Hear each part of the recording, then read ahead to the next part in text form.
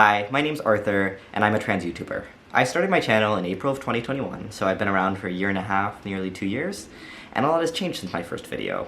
Well, for starters, I have got myself a real camera, I learned how to edit, but then I've also changed as a person, and my goals for the channel have changed. So I wanted to watch and react to the first video that I ever filmed with you guys, and talk about that. Let's get started. I have my laptop right here.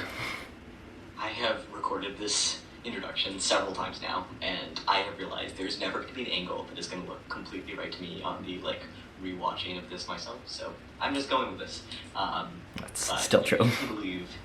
Believe me that I'm far more attractive in real life. No, I joke. But anyways, my name's Arthur. I wanted to film a quick introduction to this channel to talk about who I am and why I'm making a YouTube channel. All the ums are just killing me because it is so easy to edit those out, and I had no idea how to do that at this point. I don't know, it's kind of weird to be making a YouTube channel. Not many people do. It is, yeah. Anyways, I'm a trans man, and I would say that I am in the middle of my transition. So the way I define that personally is that I've been on testosterone for 9 months now, so most of the sort of exciting, immediate, the voice drop changes of testosterone have happened for me. It's done. I pass. That's great. Life is sort of what I wanted.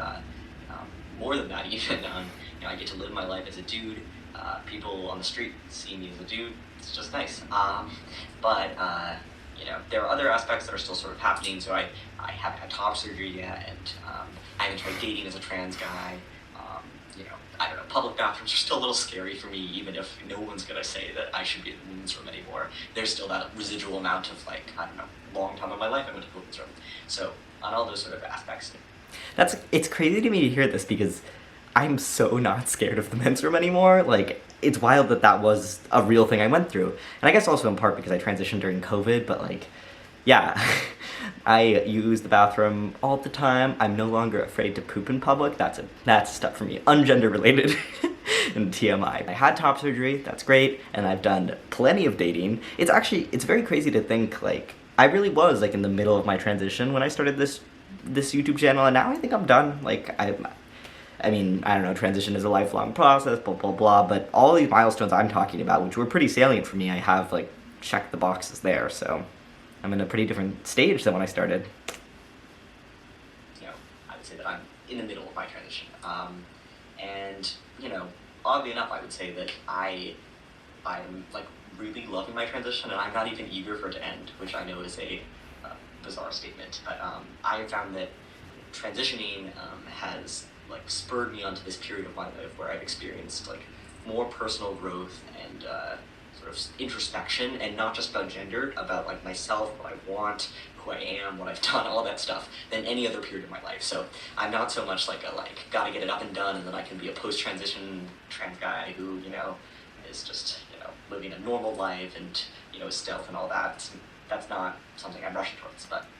Yeah, I felt that way for a handful of months, and then it sort of started to die away. I think in particular when my top surgery got repeatedly postponed, I was really I'm ready to be done, And now I think yeah, I really loved the parts of my transition that were a very special growth experience, and that still rings true to me. But I am happy to be living a normal guy life, and I am happy to be done. So I went through that with you guys. Anyways, so I think that on this channel, I'm going to be talking mostly about being transgender and about different tips I have, or product reviews, or sort of my voice change videos, which I have been recording, or sort of commentary on different things, but all sort of centered around this trans identity. Yeah, in practice, I mostly talk about my life and my experiences and random musings. So you have not seen as many product reviews as I had expected I was going to be filming when I started this channel. And I think that's for the best. There are enough product reviews out there. Maybe I'll film one sometime soon, but for the moment. Because it's going to be a trans YouTube channel, but it's definitely, sort of an interesting experience of making a YouTube channel centered around only one part of my identity, when I would say in real life, it's very small part of who I am. So aside from being trans, I'm an econ PhD student. So what this means is that my full-time job is reading papers and learning and coming up with ideas and doing research. and I think that's pretty awesome to be like a paid learner. And ideally, this is going to be something that I'll continue for the rest of my life. So my goal after I finish up with my PhD is to become a professor, and so I'm excited to teach and then also to continue doing research and continue, like just learning my whole life. So Yeah, I think I still do wrestle with this point, right? Where my transness is super important to who I am, for sure. And when I want to have a deep connection with someone, whether it's friendship or romance, like, at some point they're going to learn that I'm trans because it's part of who I am. But it also does feel like something that's still private and special, and where I'm still in a place where not every person knows that I'm trans. Most of my professional circle doesn't know I'm trans. I'm a little quiet about it. And I do weigh these things, right, where, yeah, I mean, clearly here I'm all like, I'm not like one of those trans people that's only doing trans things, and I feel that still a little bit, like where my identity as an economist is pretty important to me, and it's important in a similar way that my identity as a trans person is important, and so, I don't know, both can exist, right? In real life, most of what I spend my time talking about is like being a macroeconomics nerd. Yeah, so this actually, I guess, has changed a little, and then I exited the sort of COVID quarantine where I was really only hanging out with my econ PhD friends, because this was April of 2021. So now I have a lot of friends who are LGBT, and they could care less about macroeconomics. So I do talk about things that aren't economics with my friends too, and that's changed, and I think that's for the best. But somehow I expect the demographic of demand for a YouTube channel is a little smaller, and also I have enough people to talk to about the fact that I love economics, and I have very few people to talk to about my transness, or rather, my friends love hearing about it. My friends hear about it; they hear about it one way or another. But I don't have any trans people in my real life, so That has changed. That changed so much and so strongly, and that changed honestly only a year ago. So yeah, the first 6 months or something of filming my channel, it really was a big part of my connection to the community was just through YouTube. That was all I had. And then I met people in real life, and so now I think my relationship to filming videos has changed because of this. So it's not like this is my only outlet to talk about gender. It's because I know that some of you guys are in a different place than I was, and because, yeah, I like having my musings, but I have real life people I can do that to now. And so I think that makes my channel feel more special to me, that it's not out of desperation or not out of truly loneliness and isolation, which was a little bit what was going on. It's so hard to transition and not know anyone trans. That's crazy. I think about this all the time. I came out. I did that whole thing. I started testosterone and I didn't know anyone on testosterone. What? How did I do that? Now I know so many people on testosterone that I had this problem getting needles recently. I just had a group chat to text and I was like, hey guys, have people had problems getting with needles? What's your advice? If what would I have done back then? I would have posted on Reddit for strangers. It was a totally different life I had. So, sort of this brings me to why am I making a YouTube channel? So, I wanted to make a YouTube channel for a while, but I was really afraid that someone in my real life might stumble upon my channel. They did. And if you are from my real life and you stumbled upon my channel and you're watching this, well, hello. Hopefully you don't think I'm insane now. People didn't think I was insane. But, I decided I was just going to get over this fear because I really want to. And so the biggest reason to me is to connect with my people. So I had hoped that I would be able to go to a real life in-person transgender support group, see all that stuff this year. But then it's 2021. It is the year of COVID, the seemingly never-ending year, and so that didn't happen. And so I kind of reflected on sort of how I got to this place and the people that I found really helped me on choosing to transition and gain confidence and making all those different steps along the way. And a lot of them were sort of small YouTube channels. So I guess to name a few people, there's I'll Roll With It, The Slow Fox, Ashton Daniel, Ashton Colby, Sadlord777. They're always, I think they've changed their username, but anyways, anyone else? Call Me Laddie, a variety of sort of smaller YouTube channels. And they're different in many ways, but the thing that they have in common is that their videos are sort of raw and unedited. Yeah. Okay, first of all, as an actual YouTuber now, I can say that many of these channels are not raw and unedited. They actually put a lot of work into editing. I just didn't know it because they seemed very natural. So that's, I think, what I was talking about, is they seemed natural. Like, no harsh, crazy transitions, no rah-rah, but people do like edited videos because no one wants to hear you say 1,000 times. It's just a matter of life. But yeah, it's pretty cool because, like, these channels were so special to me, and now I have as many subscribers as some of them, and that's wild, that's wild. They had such an impact on me, and now I get to have that impact on others. It into diary style. I just find very relatable.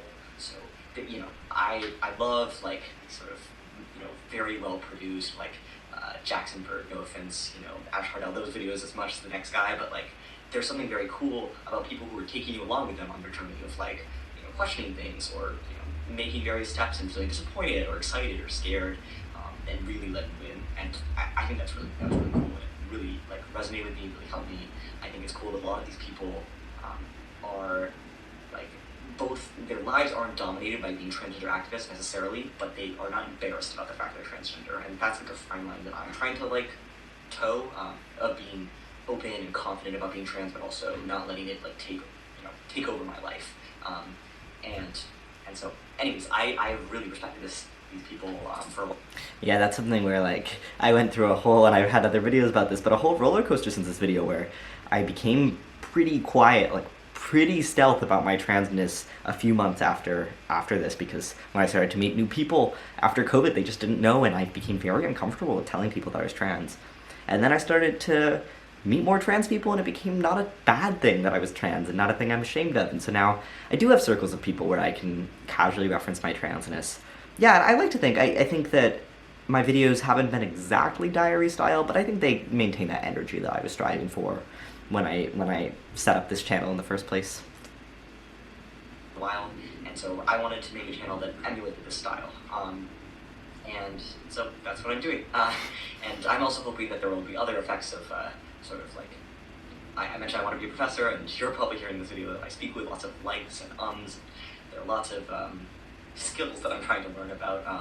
Yes, the skill is not how to speak without likes or ums. I still speak with likes and ums. The skill is how to edit them out.